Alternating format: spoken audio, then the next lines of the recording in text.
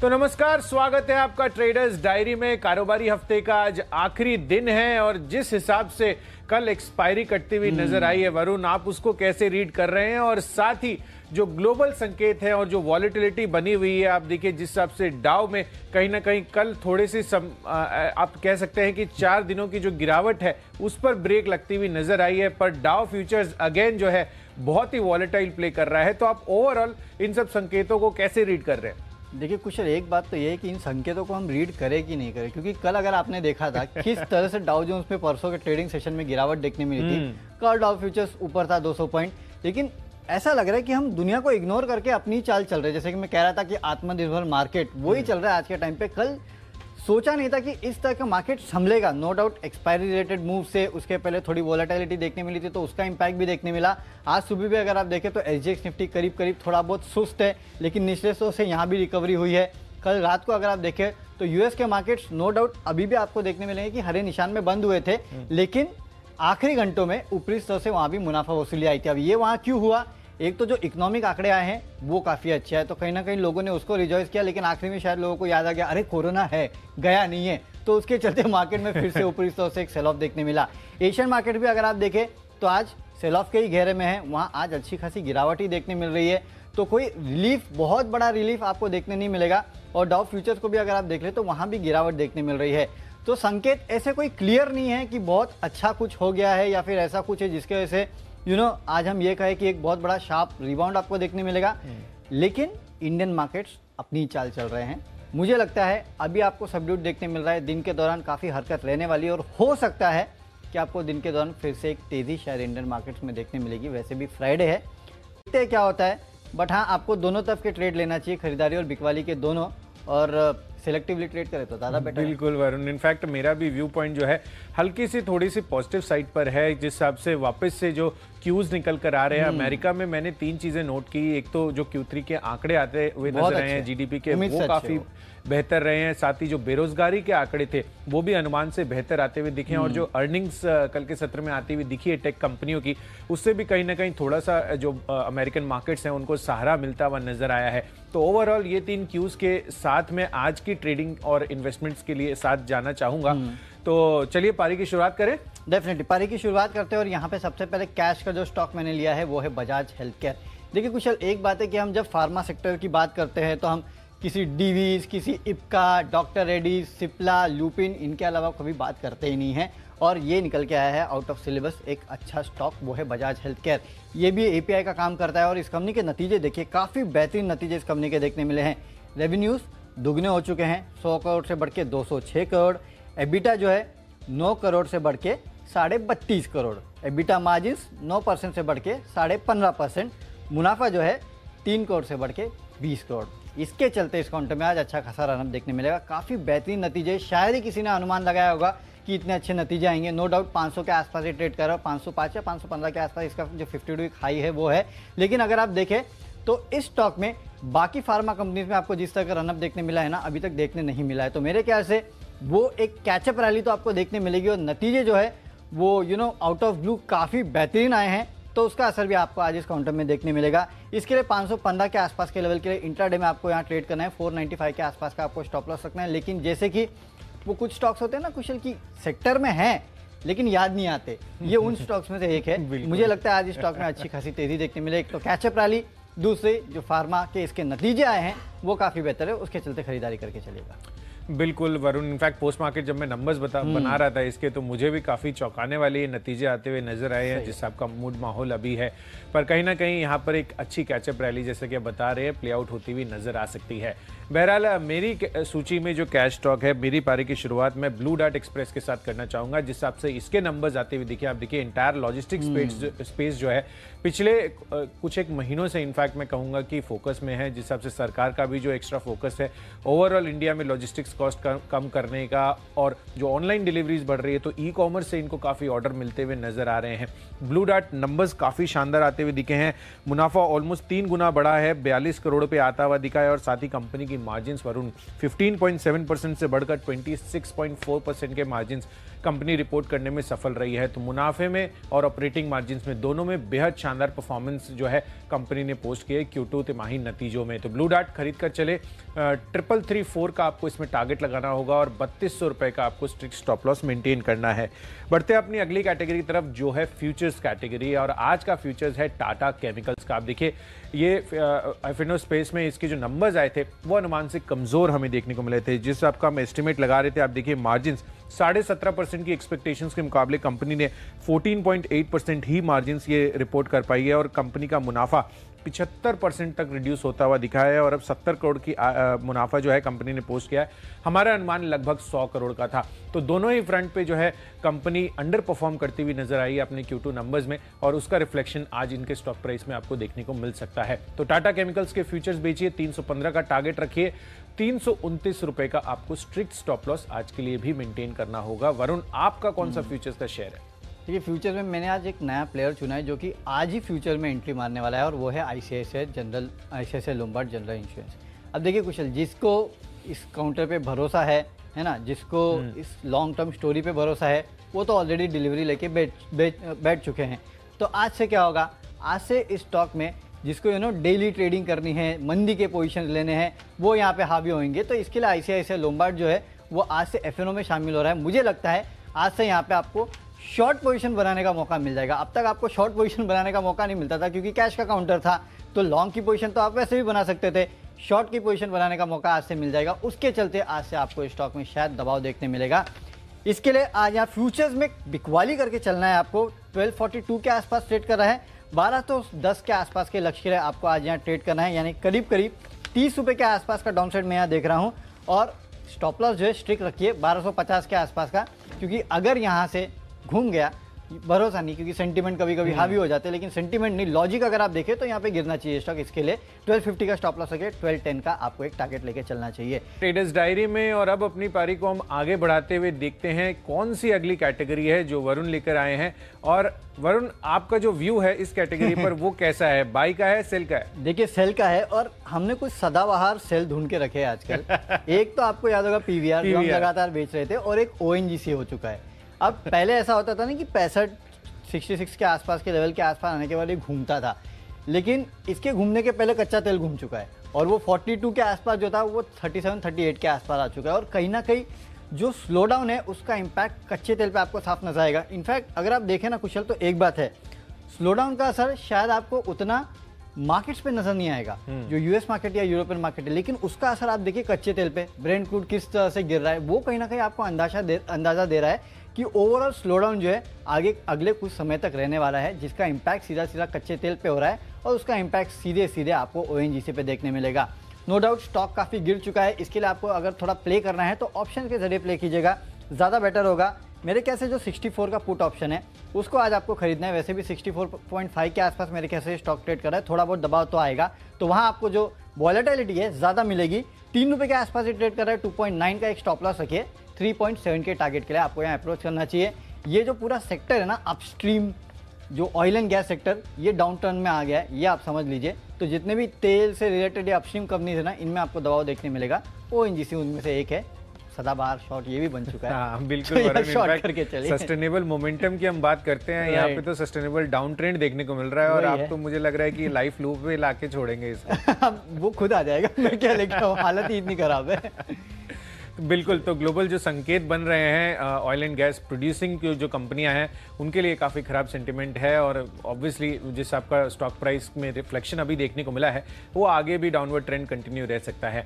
बहरहाल मेरी सूची में जो ऑप्शन कैटेगरी मैंने चुनी है, इनफैक्ट इस सेक्टर ही आप कह लीजिए, मुझे लग रहा है कि एक थोड़ा सा रिवर्सल जो है आज टेक्निकली थोड़ा पॉजिटिव साइड पर हो सकता है और वो है आईटी काउंटर्स, और उसमें मैंने विप्रो चुना है। विप्रो में एक अच्छी तेज़ी बनती हुई नज़र आ सकती है आज के लिए और इसीलिए इसका जो कॉल ऑप्शन है 340 रुपए का 9.8 की प्राइसिंग है, उसको आपको खरीद कर चलना है। एक ट्रेंड रिवर्सल मुझे लग रहा है कि आज के दिन में हमें देखने को मिल सकता है आईटी काउंटर्स में, और विप्रो जो है सबसे प्रबल दावेदार मुझे लग रहा है। तो ऑप्शन के जरिए इसमें ट्रेड कीजिए, थोड़ा कम रिस्की है कंपेयर टू फ्यूचर्स, और यहाँ पर जो टारगेट बनाना है वो है 15 रुपये का, 6 रुपये का आपको स्ट्रिक्ट स्टॉप लॉस मेंटेन करना होगा। तो चलिए, ये तो हो गई ऑप्शन की बात। अब बढ़ते हैं अपनी अगली कैटेगरी तरफ जो है टेक्नोपिक। टेक्निकल चार्ट्स के आधार पर जो मैंने स्टॉक चुना है वरुण, वो है टेक महिंद्रा का। तो विप्रो तो मैंने ऑप्शन में डाला है, मैंने टेक महिंद्रा को भी देखा और उसके चार्ट्स जो हैं ऑलमोस्ट डे हाई पर कल जाकर बंद होते हुए नजर आए। आप देखिए बाजार की वॉलिटिलिटी इतनी थी, पर फिर भी आईटी काउंटर्स जो हैं वो कंपेरेटिवली थोड़े से सपोर्टिव कल के सत्र में भी नजर आए। और आज जिस हिसाब से इनफैक्ट कल हम अगर यूएस मार्केट्स को देखें तो जो गिरावट का ट्रेंड उन्होंने रोका है वो कहीं ना कहीं आईटी काउंटर्स के लिए पॉजिटिव साबित हो सकता है। तो टेक महिंद्रा यहां पर आपको खरीदारी करके चलनी है। इसके फ्यूचर्स में 826 के टारगेट के लिए 790 रुपए का आपको स्ट्रिक्ट स्टॉप लॉस लगाना होगा। चलिए, टेक्निकली आपको टेक महिंद्रा अच्छा लगता है, लेकिन मुझे एक आईटी काउंटर कमजोर लगता है और वो है कोफोर्ज। आप देखिए लगातार इस काउंटर में गिरावट देखने मिल रही है, अच्छे खासे मोमेंटम के साथ गिरावट देखने मिल रही है। 2600-2700 के आसपास के लेवल से लगातार गिरते गया, अब तो करीब 2200 के लेवल के आसपास आ रहा है। और कुछ सबसे बड़ी बात यह है ना, बैन में होने के बावजूद इस काउंटर में गिरावट देखने मिली। क्यों? क्योंकि जितनी भी लॉन्ग पोजीशंस थी ना वो इसमें छूटती जा रही थी। अब बेसिकली मैंने मौके पे चौका मारा है, क्योंकि अब ये बैन से बाहर आ चुका है। आज तो एफएनओ बैन में है नहीं, लेकिन वापस बैन में चला जाएगा इतना लगता है। इसके लिए आज यहाँ आप मंदी की पोजीशन बना के चल सकते हैं। फ्यूचर्स में आप इक्वाली करके चलिए, 2150 के लेवल्स आपको देखने मिलेंगे, 2240 का आपको एक स्टॉप लॉस भी रखना है। अब बात करते हैं हमारे फंडा पिक की। तो जैसे कि हम कह रहे हैं कि लगातार की कच्चे तेल में जो गिरावट आ रही है उसका negative impact upstream oil and gas companies पे देखने मिलेगा, लेकिन उसका पॉजिटिव इंपैक्ट जहां जहां इसको as a raw material use किया जाता है वहां देखने मिल सकता है। तो इसके लिए पेंट कंपनी आप देख लीजिए, सबसे बड़ा फायदा इनको होता है, क्योंकि टाइटेनियम डाइऑक्साइड जो है इनके रॉ मटेरियल का करीब 35 से 40% के आसपास कंट्रीब्यूट करता है और वो पूरा का पूरा इंपोर्ट होता है और इसका बेसिकली ये क्रूड का डेरिवेटिव है। तो कच्चे तेल में जो गिरावट आ रही है उसका इंपैक्ट आपको अक्रॉस पेंट कंपनीज देखने मिलेगा। तो उसमें कंसाई नेरोलैक मैंने उठा लिया है। आपको यहाँ 530 के लेवल देखने मिल सकते हैं, 510 का आपको एक स्टॉप लॉस भी रखना है। वैसे भी फेस्टिवल सीजन है और आपने इनके एड्स तो देखे ही है, मेरे कार पे नेरोलैक, मेरे फ्रिज पे नेरोलैक तो उसका इंपैक्ट भी आपको देखने मिल सकता है यहाँ पे।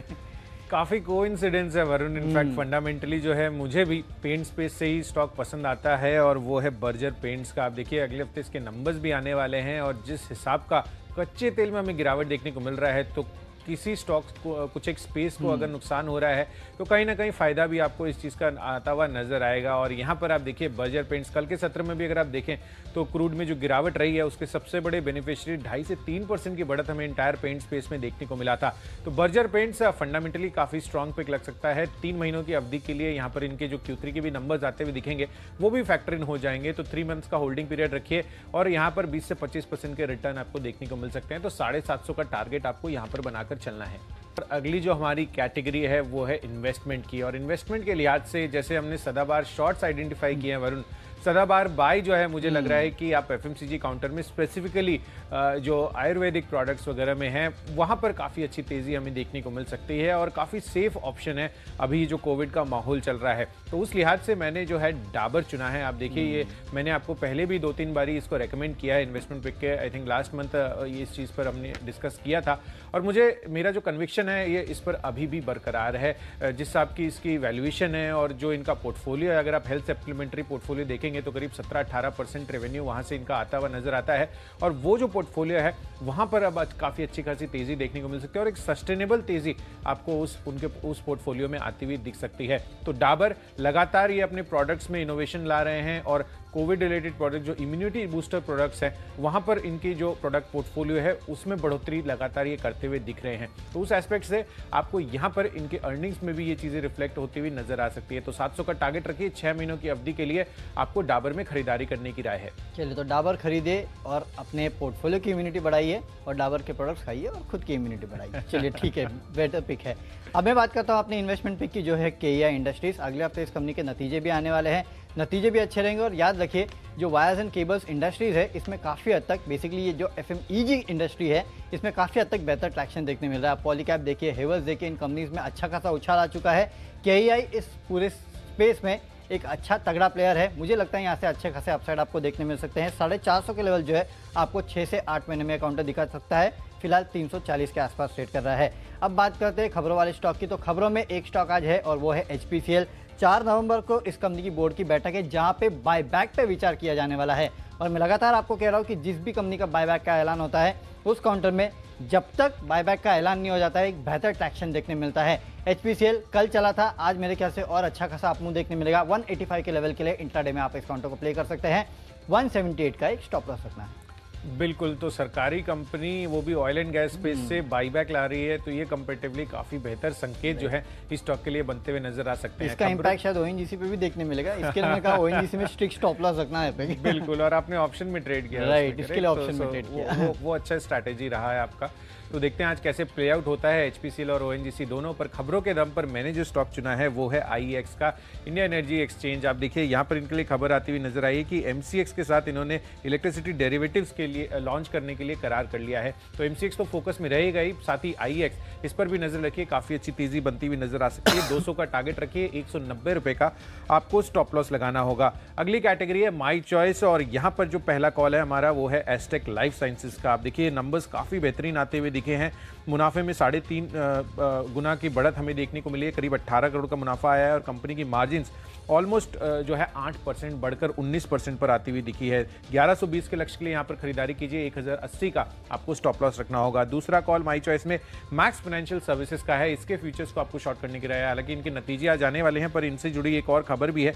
जो promoter max venture investment holdings है, उन्होंने ऑलमोस्ट 9.5 लाख शेयर जो है गिरवी रखे हैं 26 अक्टूबर को। तो ये एक नेगेटिव इंप्लीकेशन इस स्टॉक के लिए बनता हुआ नजर आ सकता है। तो इसके फ्यूचर्स बेचिए 570 के टारगेट के लिए, 596 का आपको स्टॉप लॉस लगाना होगा। और तीसरा कॉल है ओरिएंट सीमेंट का। नंबर्स के लिहाज से मैंने ये चुना है, और बेहतरीन नंबर्स इसके भी आते हुए दिखे हैं। मार्जिन्स 10.4% से बढ़कर करीब 24% आते हुए दिखे हैं, और कंपनी घाटा था करीब 7.5 करोड़ का पिछले साल, और इस बारी 35 करोड़ का मुनाफा कंपनी पोस्ट करने में सफल रही है। तो दोनों ही फ्रंट्स पे बेहतरीन संकेत दिख रहे हैं। ओरिएंट सीमेंट 70 के टारगेट के लिए आप इसमें खरीदारी कीजिए, और 65 रुपए का आपको स्ट्रिक्ट स्टॉप लॉस मेंटेन करना होगा। ओके, माय चॉइस में जो 3 स्टॉक्स मैंने लिए हैं, तीनों खरीदारी वाले हैं। सबसे पहले एस्टेक लाइफ के जो बेहतरीन नतीजा है उसके चलते इसकी पेरेंट कंपनी गोदरेज एग्रोवेट में आप खरीदारी करके चल सकते हैं, क्योंकि एस्टेक लाइफ में करीब 62-60% के आसपास का हिस्सा ये रखते हैं। तो एस्टेक लाइफ के बेहतरीन नतीजों का इंपैक्ट यहाँ भी देखने मिलेगा। 537 के लक्ष्य आपको इंट्राडे में देखने मिलेंगे, 515 का स्टॉप लॉस रखिएगा।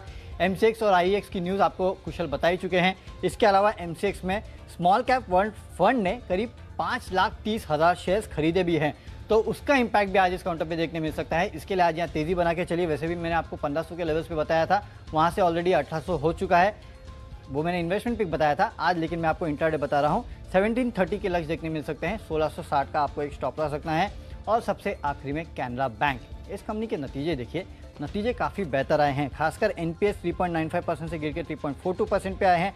कंपनी का जो मुनाफा है वो हमारे अनुमान से काफ़ी बेहतर है। 190 करोड़ का अनुमान था, 444 करोड़ पे यह आया है। तो नतीजे काफ़ी बेहतरीन है, उसका इंपैक्ट शायद आपको आज स्टॉक पे देखने मिलेगा। खरीदारी करके चलिए 88 के लेवल्स के लिए। तो हमारी स्टॉक्स की सूची पूरी हो चुकी है। एक बार फटाफट नज़र डाल लेते हैं कि कौन से स्टॉक्स हमने अपने टीम में लिए हैं। कैश का काउंटर जो मुझे पसंद आता है वो है बजाज हेल्थ केयर। नतीजे आए, नतीजे काफ़ी बेहतर है, उसके चलते 515 के लेवल के लिए खरीदारी करके चलेगा। आईसीआईसीआई लोम्बार्ड आज से एफएनओ में शामिल हो रहा है, बेच के चलेगा 1210 के लेवल के लिए। ओएनजीसी का 64 का पुट ऑप्शन खरीदेगा, 3.7 के लेवल आपको देखने मिल सकते हैं। कोफोज बैन से बाहर आ चुका है, तो उसके चलते अब यहाँ बिकवाली कर सकते हैं 2150 के लेवल के लिए। कंसाई नेरोलैक खरीदारी करके चलिए, कच्चे तेल में जो गिरावट हुई है उसका इम्पैक्ट आपको देखने मिलेगा। 530 के लेवल आज इसमें देखने मिलेंगे। केईआई इंडस्ट्रीज इन्वेस्टमेंट के तौर पे लीजिएगा 450 के लेवल के लिए। एचपीसीएल बायबैक की खबर के चलते आज यहाँ तेजी बनेगी, 185 के लक्ष्य के लिए खरीदारी कीजिएगा। एस्टेक लाइफ के नतीजों का इंपैक्ट गोदरेज एग्रोवेट पे होगा, 537 के लक्ष्य के लिए खरीदारी करना है। यहाँ पे एमसीएक्स फंड्स की तरफ से खरीदारी हो रही है, आज यहाँ आपको 1730 के लक्ष्य के लिए खरीदारी करना है।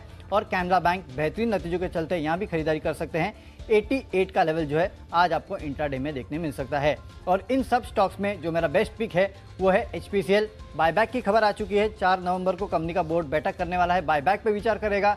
उसके चलते आज इंट्राडे में आज एक अच्छा खासा स्पाइक जो है आपको इस काउंटर पे देखने मिलेगा। 185 के लक्ष्य के लिए इंट्राडे में आप खरीदारी कर सकते हैं। बेहतरीन नतीजों के आधार पर कैश स्पेस में आपको ब्लू डार्ट खरीद कर चलना है, और यहाँ पर मुनाफा और मार्जिन्स दोनों फ्रंट पे काफ़ी बेहतरीन परफॉर्मेंस आई है। साथ ही टाटा केमिकल्स इसके अनुमान से कमज़ोर नंबर्स आते हुए दिखे हैं, तो 315 के लक्ष्य के लिए इसके फ्यूचर्स को शॉर्ट करके चलें।